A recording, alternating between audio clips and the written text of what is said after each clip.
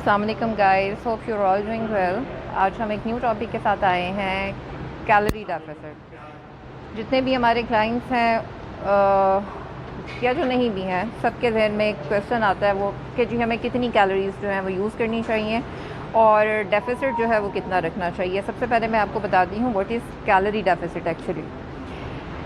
Body को जितनी calories required होती हैं, लेट्स से 2000 कैलोरीज़ रिक्वायर्ड हैं और आप अपनी बॉडी को प्रोवाइड कर रहे हैं 1200 कैलोरीज़ या 1000 कैलोरीज़, तो अब 800 या 1000 का जो डिफरेंस आ रहा है that is called calorie deficit.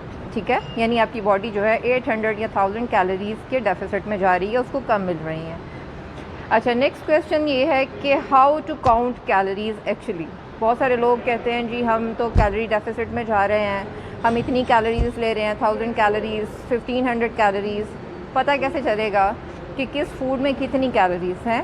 उसका सबसे बेहतरीन तरीका ये है, या तो आप गूगल पर जाकर सर्च करिए अपने हर मील को, अपनी हर फूड को जो भी आप यूज़ कर रहे हैं, या फिर आपके पास स्टैंडर्डली जो पूरी यूनिवर्सल स्टैंडर्ड के तौर पे माने जाते हैं फूड लेबल्स, उनको चेक करिए, जाके अपने पास रखिए और उनसे अपनी हर फूड की, अपनी हर सर्विंग जो भी आप यूज़ कर रहे हैं आपके मील के अंदर, उसकी कैलोरीज़ को जानिए।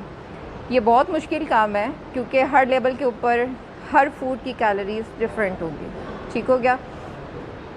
तो ये मेजर करना ये आपका काम है।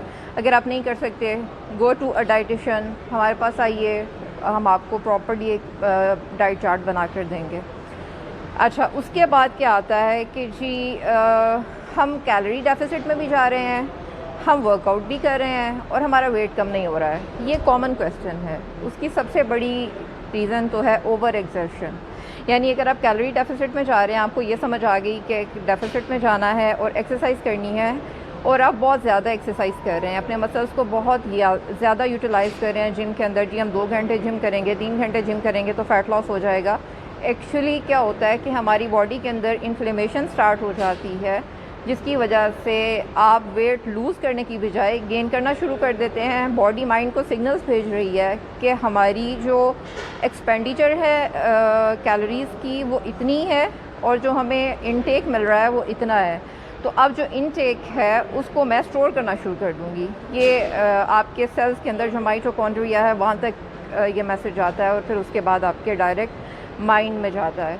तो माइंड जो है आपकी बॉडी को, आपके स्टमक को सिग्नल भेजना शुरू कर देता है और वो आपके मिड सेक्शन के ऊपर आके वेट जो है वो जमा होना शुरू हो जाता है। अब चाहे आप जितनी मर्ज़ी एक्सरसाइज करें, डेफिसिट में जाएं ना जाएं, आप वेट लूज़ नहीं कर सकते हैं। एक और चीज़ ये होती है, जब आप फैट या क्रैश किस्म की डाइट्स करते हैं, जो कि यूजुअली आम है, कॉमन है यूट्यूब के ऊपर कि जी आप 1 महीने में 10 किलो वज़न कम कर लें या आप इतने किलो कम कर लें, और आप बग़ैर किसी न्यूट्रिशनिस्ट के पास जाए अपनी कैलोरीज़ खुद ही डिफ़ाइन कर लेते हैं, रादर देन कि आप ये जानें कि आपका लाइफस्टाइल कैसा है, सेडेंट्री है या फिर आप जिम डूअर हैं, आप पूरा दिन एक्टिविटी क्या कर रहे हैं, आपका BMR कितना है, आपकी जो डेली कैलोरीज़ का इंटेक है वो कितना है, मेंटेनेंस कैलोरीज़ कितनी है। यानी अगर एक बॉडी एनएरोबिक हालत में है, पूरा दिन रहती है, तो उसको कितनी मेंटेन रखने के लिए, आपके ऑर्गन्स को फुली परफॉर्म करने के लिए कितनी कैलोरीज़ चाहिए हैं,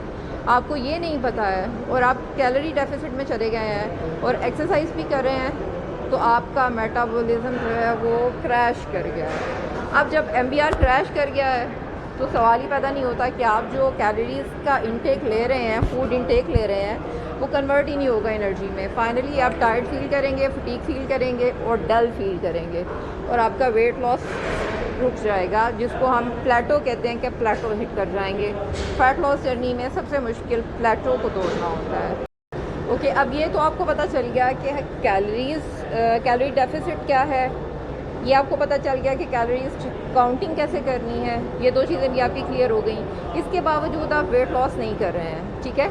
अब उसकी रीज़न्स मैं आपको बताती हूँ कि ये आप ओवरकम कैसे करेंगे अपनी इस डिफ़िकल्टी को। पहली बात तो ये कि ओवर एक्सर्शन मत कीजिए, क्योंकि आपको नहीं पता जब तक कि आपकी बॉडी आपकी कैलोरीज इंटेक कितनी है, मेंटेनेंस कैलोरीज कितनी होनी चाहिए और आप यूटिलाइज़ कितनी कर रहे हैं थ्रू एक्सरसाइज या एनारोबिक हालत में भी आपके सारे ऑर्गन्स को परफॉर्म करने के लिए कितनी कैलोरीज जो हैं पर डे चाहिए होती हैं। हमारा हार्ट पंप कर रहा है, ऑर्गन सारे काम कर रहे हैं, जैसे मैं हाथ हिला रही हूँ, बोल रही हूँ, तो मेरी कैलोरीज बर्न हो रही हैं, ठीक है। तो ये कैलोरीज हम काउंट ही नहीं करते कि ये बर्न हो रही हैं और हम एकदम से बहुत ज़्यादा डेफिसिट में चले जाते हैं। अब ओवरकम कैसे करेंगे?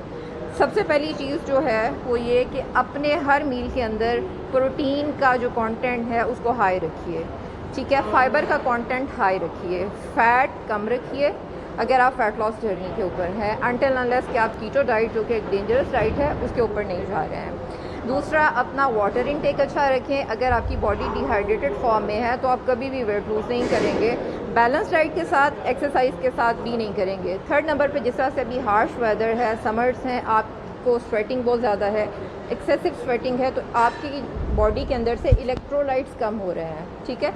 इलेक्ट्रोलाइट्स लीजिए, मतलब आप डिफरेंट कंपनीज़ के बहुत अच्छे इलेक्ट्रोलाइट्स अवेलेबल हैं, गो फॉर दैट। अगर आप वर्कआउट कर रहे हैं और या आप इवन बाहर जॉगिंग के लिए जा रहे हैं या कुछ भी, तो इलेक्ट्रोलाइट्स तो आपके कम हो रहे हैं, तो आप सप्लीमेंट्स की तरफ आ रही है, इस फॉर्म में आप ले सकते हैं। इसके अलावा आप क्या करेंगे कि आप सिर्फ जिम के अंदर एक्सरसाइज ना करें, आप जिम से बाहर भी एक्टिव रहिए। कुछ लोग होते हैं उन्होंने 2 घंटे जिम किया, उसके बाद पूरा दिन वो अब अपने बेड पे हैं, ड्राइव की, फिर बेड पे हैं, घर पे हैं, कुछ नहीं कर रहे। So try to be more active out of the gym अगर आपको फ़ैट लॉस करना है, ठीक है। एक सबसे जो कॉमन और मेजर रीज़न है, लोगों को नहीं पता चल रही है और वो बहुत ज़्यादा कॉमन होती जा रही है, दैट इज़ हार्मोनल इम्बैलेंस, ठीक है। उसको चेक करवाइए, हार्मोन्स का एक टेस्ट होता है, वो टेस्ट करवाएं, आपको खुद पता चल जाएगा। ये अंडरलाइंग डिसऑर्डर्स चल रहे हैं। थायराइड एक बहुत बड़ा फैक्टर है आपके वेट को रोकने में। अगर आपका थायराइड जो है प्रॉपर फंक्शन नहीं कर रहा, थायराइड का काम ही मेटाबॉलिज्म को फास्ट करना होता है, तो आप कभी भी अपना वेट जो है वो कम नहीं कर सकते। थायराइड पे हम एक वीडियो बनाएंगे इंशाल्लाह ताला, जिसमें कंप्लीट आपको बताएंगे हाउ टू नो कि आपका थायराइड जो है प्रॉपर फंक्शन नहीं कर रहा या कर रहा है, ठीक है। हार्मोन पैदा कर रहा है, ग्लैंड्स काम कर रहे हैं थायराइड के या नहीं कर रहे हैं, इस पर अलग से वीडियो बनाएंगे क्योंकि ये बहुत ही कॉमन इशू बन गया हुआ है। ये वाहिद और सबसे बड़ा फैक्टर है आपके फ़ैट लॉस को रोकने में, ठीक है। अपनी डाइट के अंदर मैंने बताया कि आप प्रोटीन का कंटेंट और जो है फाइबर उसका कंटेंट रखिए। इसके साथ साथ मल्टीविटामिन्स और अपनी सारी न्यूट्रिशन का ख्याल भी रखिए, यानी लैक ऑफ न्यूट्रिएंट जो है इज़ अ बिग की कि आप अपना वेट लॉस अचीव नहीं कर पा रहे हैं। आप कैलोरी डेफिसिट में चले जाते हैं, जी हमने इतनी कैलोरीज लेनी है, इस फूड से आपको नहीं पता इस फूड से आपको कितने विटामिन्स मिल रहे हैं, कितने मिनरल्स मिल रहे हैं, ठीक है। लेट्स सपोज अगर आपको विटामिन डी नहीं मिल रहा, विटामिन ई नहीं मिल रहा है, के नहीं मिल रहा है, आपको विटामिन बी नहीं मिल रहा है, तो आप फैट लॉस नहीं कर सकते हैं, ठीक है। इनफ पोटेशियम मैग्नीशियम नहीं मिल रहा है तो फैट लॉस नहीं होगा। सारे मिनरल्स, सारे विटामिन्स आपकी बॉडी में मौजूद होने चाहिए। उसके लिए एक बैलेंस्ड डाइट ज़रूरी है। सिर्फ कैलोरी डेफिसिट से, कैलोरी काउंट करने से, अगर आपको रिक्वायर्ड है जी 1000 कैलोरीज, तो सुबह के आप उठिए, आप एक चॉकलेट खा लें, ठीक है, स्निकर्स, तो 1000 कैलोरीज पूरी हो गई। अब आप कहेंगे जी हम तो वेट लॉस ही नहीं कर पा रहे हैं, पूरा दिन हम तो अपने बैलेंस चार्ट के मुताबिक चले, भाई जो आपने सुबह में चॉकलेट खाई थी आप उसको कहाँ पे कंपनसेट करेंगे ना। तो इन सारी चीज़ों का ख्याल रखिए कि सिर्फ कैलोरी डेफिसिट से या कैलोरी काउंटिंग से काम नहीं चलेगा, बैलेंस डाइट के साथ चलेगा, जिसमें सारे मल्टीविटामिन्स, न्यूट्रिएंट्स सारे शामिल होंगे। आपका पानी भी उसमें शामिल होगा, जिसको हम बिल्कुल ही छोड़ देते हैं। सप्लीमेंट्स पे हम एक वीडियो अलग से भी बनाएंगे, ताकि आपको जो लोग कह रहे हैं कि जी सप्लीमेंट्स यूज़ नहीं करने चाहिए, स्पेशली गर्मियों में नहीं यूज़ करने चाहिए, इस पर भी हम आपको वीडियो बना के देंगे। क्योंकि ये हो ही नहीं सकता, जो भी हम मील ले रहे हैं, माई प्लेट का कॉन्सेप्ट मैंने अपनी एक वीडियो में बताया था कि माई प्लेट क्या है, जो अमेरिकन्स ने बहुत ज़्यादा रिसर्च के बाद बनाई थी, जिसमें vegetables, fruits, carbs, protein, fibre सब कुछ होना चाहिए। तो हम आपको बताएंगे कि मल्टीविटामिन्स कितने ज़रूरी हैं। ये कभी भी आपको थ्रू डाइट बैलेंस्ड डाइट नहीं मिल सकते हैं, सारे के सारे तो बिल्कुल भी नहीं मिल सकते हैं। So go for good supplements, multivitamins जिसमें हों, मिनरल्स जिसमें हों, ताकि आपकी बॉडी के अंदर कहीं भी न्यूट्रिशन की डिप्लीशन ना हो। डिप्लीशन ऑफ न्यूट्रिशन जो है वो आपको फ़ैट लॉस की तरफ नहीं लेकर जाएगी, ठीक है। होपफुली हमने आज का टॉपिक क्लियर कर दिया है। कैलोरीज पर मत जाइए, बैलेंस डाइट के ऊपर रहिए। Go to a good nutritionist, go to a good trainer, वो आपको बताएंगे। और दो चीज़ें काइंडली मिक्स अप मत कीजिएगा कि एक तरफ आपने एक न्यूट्रिशनिस्ट को हायर किया हुआ है, एक तरफ आपने एक ट्रेनर हायर किया हुआ है। न्यूट्रिशनिस्ट को नहीं पता है कि जो आपका ट्रेनर है वो आपको किस किस्म की एक्सरसाइज करा रहा है, ठीक है। तो अपने ट्रेनर के साथ एंगेज रहिए, उनको बताइए ताकि वो आपको आपकी एक्सरसाइज रिजीम के मुताबिक एक डाइट प्लान प्रोवाइड करें, ठीक है। बिकॉज न्यूट्रिशनिस्ट को कभी नहीं पता चल सकता हम आपको यहाँ पर क्या करवा रहे हैं। हम आपको हाई इंटेंसिटी इंटरवल ट्रेनिंग करा रहे हैं, हम स्ट्रेंथ ट्रेनिंग करा रहे हैं, हम कार्डियो करा रहे हैं, हम एरोबिक्स करा रहे हैं, हम किस किस्म की ट्रेनिंग्स दे रहे हैं, ठीक है। और उनको कभी भी नहीं पता चल सकेगा, ठीक है। तो अपने ट्रेनर के साथ एंगेज रहिए ताकि वो आपको बताएं। और अगर आप एक्सरसाइज नहीं कर रहे तो फिर सिर्फ न्यूट्रिशनिस्ट के साथ रहिए, ट्रेनर को इन्वॉल्व मत करिए। दो चीज़ें जो हैं ये बिल्कुल कॉन्ट्राडिक्शन में आ जाती हैं।